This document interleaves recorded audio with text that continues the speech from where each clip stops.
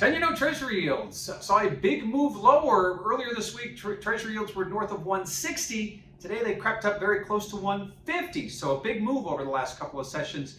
Treasury yields moving lower as expectations for growth numbers maybe starting to wane a little bit.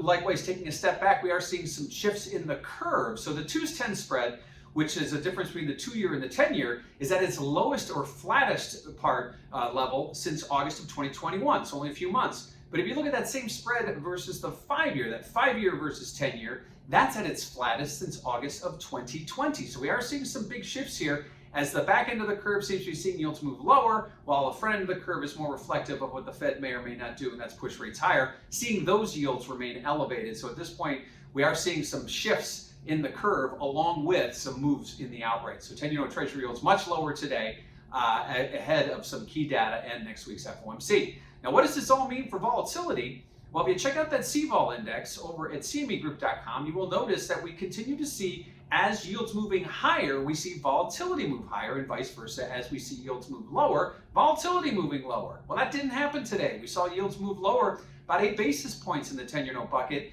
but we saw volatility rise. Now, some of that can be attributed to event risk, obviously, with some data coming out tomorrow and with FOMC next week. But clearly, there's some kind of hiccup in the market, given the fact that we see a big move like that, and we see a split or a divide from the norms in the volatility sector. So at this point, volatility was actually higher today, despite the fact that yields were lower.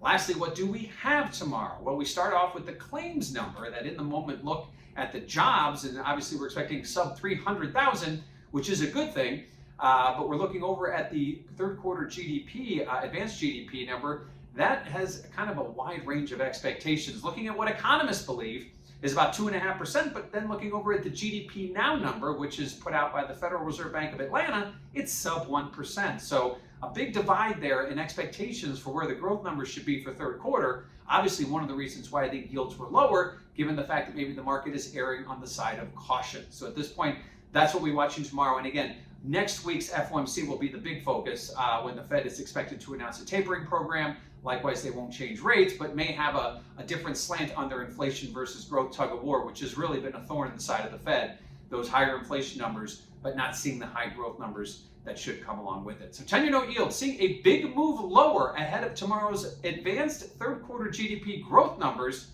and next week's FOMC.